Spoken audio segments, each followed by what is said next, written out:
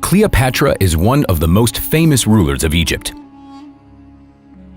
Many interesting legends prevail about her reign. After her death, the queen left behind amazing secrets and artifacts. More than 1,500 years before the reign of Queen Elizabeth I in England, Cleopatra proved that women are capable of ruling nations and that they can do so with intelligence, grace, and even cruelty. But how much of what we know about the Queen of the Nile comes from made-up stories that have been popularized? It is true that fiction is oftentimes better known than facts, and it is the facts that become surprising and start to feel like fiction. In today's video, we'll try to figure out what is true and what is fiction when it comes to Cleopatra's life. Last fall, Israeli archaeologists carried out excavations in the National Park of Jerusalem. They came across an interesting artifact, an amethyst seal that was about 2,000 years old. It was decorated in the image of a biblical tree. According to the legends, the tree's fruit was made to make balms and perfumes for the famous Queen Cleopatra. The artifact could have belonged to Cleopatra herself. Scholars believe that the depicted tree is a type of persimmon. In ancient times, the fruit was extremely expensive and was used to make incense. Some scholars believe that it was common to present that specific type of persimmon to Cleopatra as a gift. The fruit was used to make a special balm which changed the queen's appearance to make her look younger and more beautiful. This artifact can change history. If we can find that specific species of persimmon, or at least cultivated artificially, scientists might be able to create a rejuvenation treatment which would influence the future of humanity and the planet. Another no less interesting artifact that can also change history is Cleopatra's tomb. In fact, to this day, nobody knows for sure where the legendary queen is buried. Her burial site has never been found. This is surprising because archaeologists were able to locate the burial sites of pharaohs who ruled long before Cleopatra. Still, there have been serious advances in Cleopatra's case. Scholars may soon be able to announce a grand discovery. In 2020, an international team of archaeologists released preliminary data from the study of a closed tomb. In the ancient Egyptian city of Taposiris Magna, 2 gilded mummies were found in a tomb, one of which may belong to the queen. The first clue is that during excavations of the site, the head of a statue depicting Cleopatra was discovered. Secondly, the mummies were originally covered with gold leaf, which indicates their very high social status. Thirdly, the gold coating of one of the mummies had an engraved image of a beetle, which is a symbol of royal power.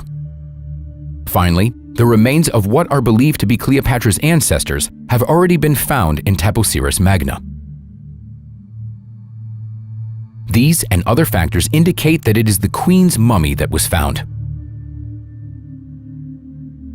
If it is in fact true, then we will soon be able to learn even more about the queen. For example, we will be able to find out exactly how she died. After all, historians are still debating this. We might be able to find out how Cleopatra actually looked. In general, this queen's life is very unusual, mysterious, and interesting. It is known that Cleopatra committed suicide. She did it to avoid becoming Octavian's prisoner after Egypt was conquered by Rome. According to the most popular version of the story, Cleopatra killed herself with the help of a poisonous snake. The queen's faithful servants brought her a basket of figs in which a poisonous snake lay. The snake bit Cleopatra, who died shortly afterwards. According to another version, Cleopatra took poison, which was hidden in her golden hairpin. Modern scholars believe that the cause of Cleopatra's death was not a snake bite, but a poisonous mixture of opium, hemlock, and aconite. Such a mixture results in death within a few hours without any pain and without a change in the person's appearance. Since Cleopatra cared about her looks very much, it is unlikely that she would have subjected herself to the long agony or snake bite marks on her body. In any case, Cleopatra's death continues to be a mystery to this day. Everyone knows that Cleopatra was beautiful. This is how she is depicted in films, cartoons, and books. Most of us learned about the queen from exactly these type of works. According to popular culture, Cleopatra was so beautiful that men were ready to give up their lives just to spend one night with her. This is a very interesting story, but entirely untrue. It is doubtful that she was some incredible beauty. A few years ago, scholars examined a 2,000-year-old coin that was found in 2007. The coin and several other archaeological finds depict Cleopatra's image. They revealed that Cleopatra was a completely ordinary-looking woman who clearly did not possess any kind of supernatural beauty. She was short, plump, and had a large, long, and wide nose, big eyes, and narrow lips. Despite all this, she was able to charm everyone. But how? The secret is Cleopatra's sharp mind. She was described as an incredibly smart and talented woman who spoke persuasively and confidently and knew a lot about astronomy, philosophy, mathematics, and linguistics. Cleopatra knew 7 to 10 foreign languages. Therefore, there were no translators at her court. Cleopatra was not only smart, but also an innovative woman. She had a huge influence on cosmetics of her time. Even modern women continue to use her personal care methods. Cleopatra was good at chemistry, which is why she was able to know a lot about different substances. For example, she knew that honey had antibacterial properties, which is why she regularly applied it to her face.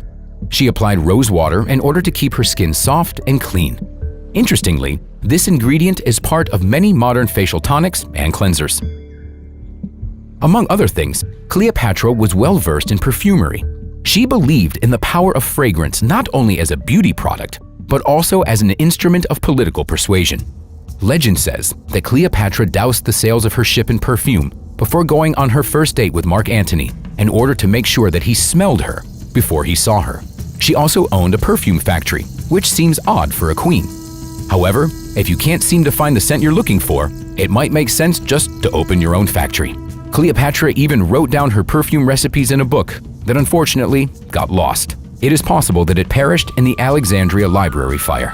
Cleopatra considered herself to be the new Isis, telling her subjects that she was the incarnation of Isis on Earth.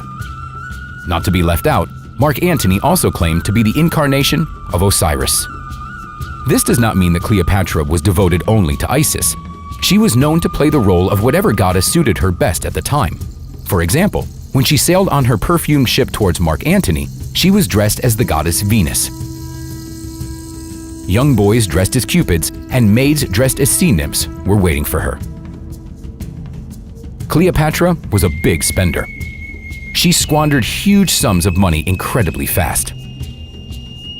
She once bet Mark Antony that she could spend 10 million sestertii on one meal. That's equal to about $10 to $20 million today. She then asked for a modest meal. When her servants brought her a cup of vinegar, she took a pearl out of one of her earrings, threw it into the vinegar, and watched it dissolve. She then drank the vinegar, thus proving that she would do anything to win a bet.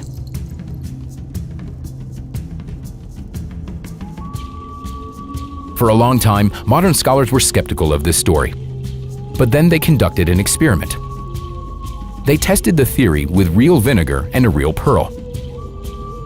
The experiment confirmed that vinegar really does dissolve the calcium carbonate inside pearls, but it would probably take more than a day for the pearl to dissolve entirely. Friends, that's all for today. Like and subscribe to the channel. Thanks for watching. See you next time.